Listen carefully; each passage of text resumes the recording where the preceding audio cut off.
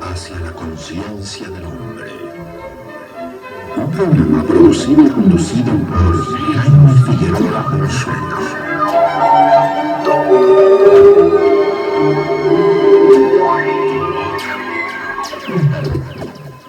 En el programa de hoy conversaremos acerca del mito y las mitologías.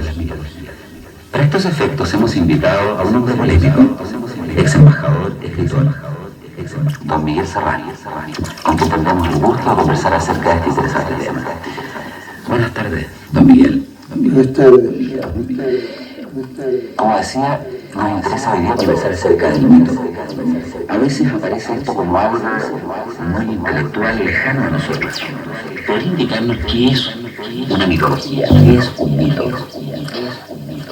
Un tema difícil de poder explicar simplemente, pero vamos a intentar que salga esto como una creación espontánea, esta conversación entre los dos.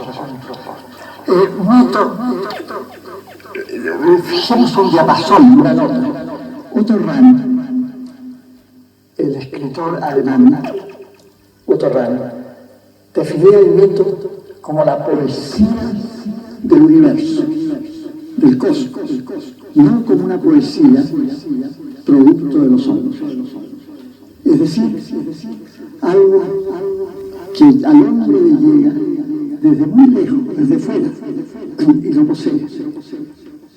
Una interpretación bastante parecida a la que Platón daba de las ideas y del arquetipo. En este caso, el mito nos llegaría como algo desde afuera, desde lo más hondo y profundo de un universo redondo y cerrado. O sea, no sería algo entonces social, cultural, pero sí proviene del hombre o es extrahumano. En este caso, absolutamente extrahumano. Por supuesto que hay otras interpretaciones. Yo recuerdo una conversación mía, casi un día entero, con el profesor historiador inglés Arnold Toynbee, en la India. Él, curiosamente, me preguntaba a mí, me decía, ¿qué es el arquetipo? Porque podríamos fijar el mito como una poesía lejana y universal que se representa en forma arquetípica y repetitiva. Por ejemplo, para Mesías Elías, el mito era recurrente, se repetía dentro de un eterno retorno, era siempre el mismo, como decir, beber el mismo vino en distintos ollas. Ahora, el profesor Toynbee me preguntaba, ¿qué es este arquetipo para el profesor Jung? ¿Es el arquetipo platónico? O sea, esto que estamos hablando, algo que nos llega desde fuera, o es un producto del hombre, que Jung llamara inconsciente colectivo. También se reproduce más o menos siempre igual, aunque yo hacía una pequeña profunda diferencia entre dos inconscientes colectivos, curiosamente. Bien, el inconsciente colectivo y el inconsciente colectivo semita. ¿Cuál es la diferencia que he encontrado entre estos dos inconscientes colectivos? El inconsciente colectivo, comencemos con el semita, que se había agotado con sus propios arquetipos y por lo tanto ya carecía de esa frescura espontánea, de esa frescura creativa, por así decir, algo puramente racional. El inconsciente ario, y él ponía a los germanos en esto, es un inconsciente más nuevo en el sentido de que nunca había podido realizar sus propios arquetipos. Siempre había sido interrumpido en este proceso histórico y por lo tanto estaba siempre nuevo y lleno de entusiasmo. Quiero referirme a algo reciente y casi diría personal. Acaba de aparecer el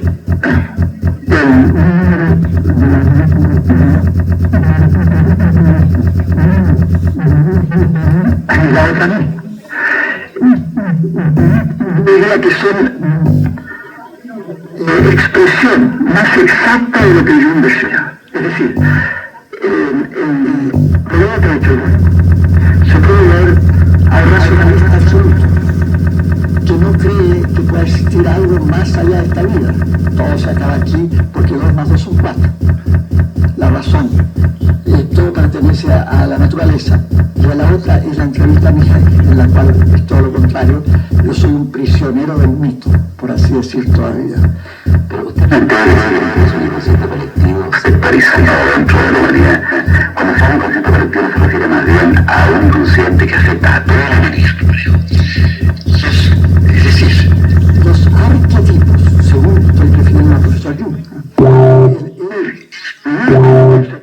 fue muy crítico por eso. Al estudio de los últimos libros y después de la guerra, Jung se ha encargado de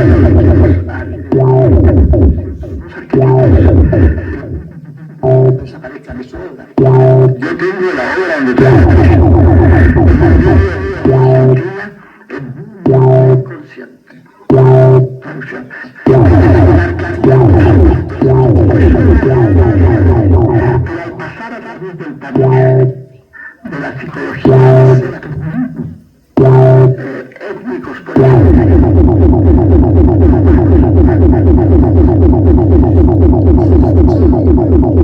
características diferentes. Es decir, también el profesor nunca aclaró que era, volviendo a Toynbee, que era para él el arquetipo. Si el arquetipo era un producto de la psiquis humana. ¿Pero qué se refiere aquí a Freda? ¿De dónde? ¿Qué es Freda? Esta esfera es un mundo, digamos, para referirnos siempre en palabras tradicionales, el mundo de la esfera de la biología de los paso de su historia terrestre. Para Platón, sabemos, el mundo de la caverna y las ideas.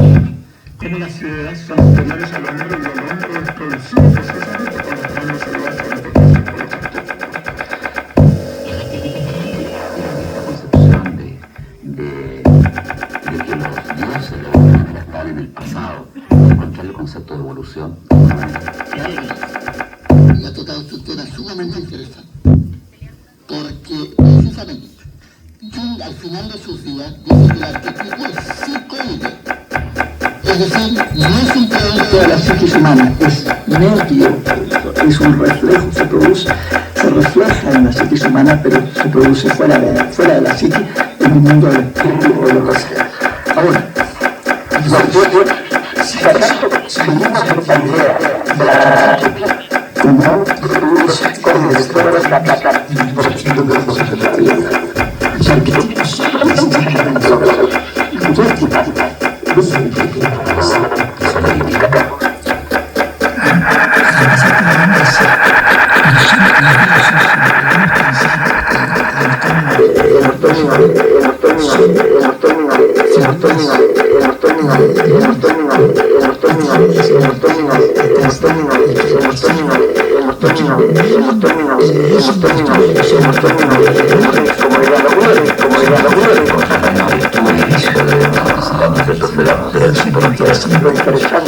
claro, digamos, hay que sentarlo, pero no se porque no cabe.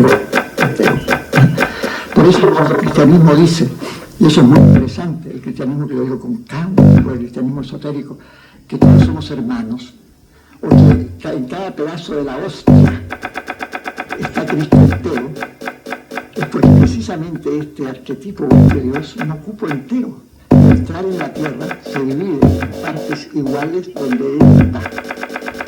Pero no como un solo ser, sino que como se multiplica, una multiplicidad. Ahora, ¿por qué los dioses están en el pasado? Aquí vamos a ir al punto más interesante, tal vez, de todo. Creo que, usted me decía, la evolución no existe. No existe la evolución, lo que existe es involución. A ver, un poco más ampliamente eso. Involución, es decir, ¿Un retorno al pasado? en un comienzo, esto se toca también con el mito del paraíso terrenal.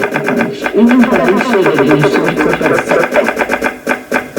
Cayó en la perfección, se olvidó y entonces el paraíso se perdió. Pero eso racionalmente no nos consta. No nos consta nada que como precisamente que estamos hablando del mito, porque es un mito repetitivo, que se da, y este arquetipo del paraíso se repite en todas las culturas de todas las civilizaciones. Hubo una perfección, una totalidad perdida. Se perdió en un remoto pasado. Es una intuición colectiva. Es una aspiración, una nostalgia, diría yo, colectiva que está en lo más profundo del ser humano. No sé si el inconsciente colectivo racional está, porque si ya se agotó, no creen en esto. Pero sí está en lo más profundo del inconsciente colectivo. Eso es aclarar, porque esto mismo está, no sabe, está por los primitivos de la materia. Está. Las más primitivas, en muchas culturas está el mito del paraíso perdido. O sea, de una totalidad perdida, es decir, cuando se encarna un hombre perfecto, un dios. Es decir, que los dioses fueron los hombres, los mismos hombres, que perdieron esa totalidad, esa divinidad por algún suceso histórico, una catástrofe cósmica por algo. El mito del paraíso terrenal dice que por la tentación, pero hay diferentes, otros mitos, porque los dioses y los ángeles entraron de las hijas y la pierden esa totalidad.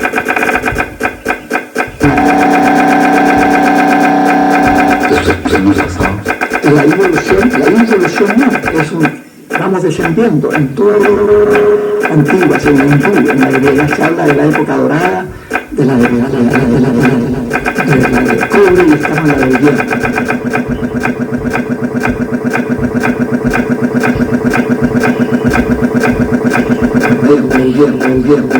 Y estamos en la del hierro, y estamos en la no progrese, pero el hombre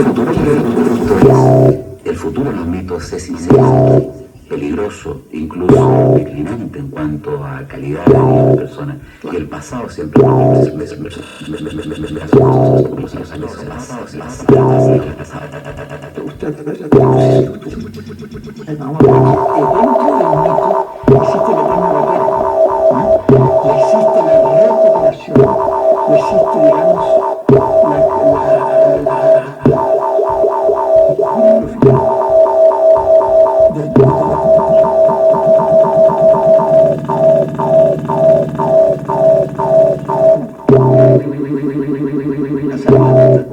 vamos hacia abajo, entonces vamos a una catástrofe ecológica para que nos entiendan aquí, pero después de esa catástrofe, el límite de la catástrofe, retornarán los dioses. Si los dioses son el hombre mismo, completo, ¿qué retornará entonces? Es que retornan los que no cayeron, retorna el Cristo cósmico, el Cristo que viene a juzgar. El emperador Barbaroja, que está por todo. Así que es un mito que todo. Es curioso usted lo que acaba de mencionar, porque siempre los grandes héroes se les considera pero ¿con qué nadie, por ejemplo, la gente no podía creer que hubiera muerto? Y con tantos otros personajes de la historia de importancia. Tiene toda la razón. Eso es el mito recurrente, volvemos al mito, al arquetipo. Fíjese usted, el arquetipo del rey Arturo, que será la gana de Faraón y que volverá y que va a ser mejorado, curado. El Cristo que resucita al tercer día. Es una especie de necesidad de poco para, no sé, tal vez...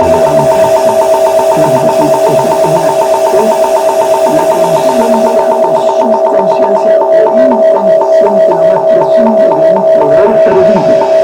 Porque el hombre fue Dios, el hombre fue Dios, el hombre fue Dios, el Cristo puede ser el hombre, eso es el superhombre, recuperar el superhombre, que es un poder perdido, que se recupera tal vez al final, claro, que las religiones por lo general no van a eso, le hablan de un Dios que va a retornar y va a salvar al hombre. Pero el hombre se salva a sí mismo. El paraíso nunca será recuperado tal como se... ¿Cómo se puede salvar el hombre a sí mismo? Bueno, ¿Puede un hombre salvarse en el estado en que se encuentra? solamente entregándose al más profundo, a ser poseído por el mito y por el arquetipo. ¿Cómo saber si efectivamente con el Señor, si efectivamente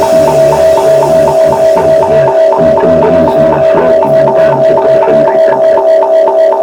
Porque esa es la realidad que siempre la contesta al final. La tiene Cristo en la cruz. Cuando dice Padre mío, porque me has abandonado. En ese momento él duda de todo lo que hizo.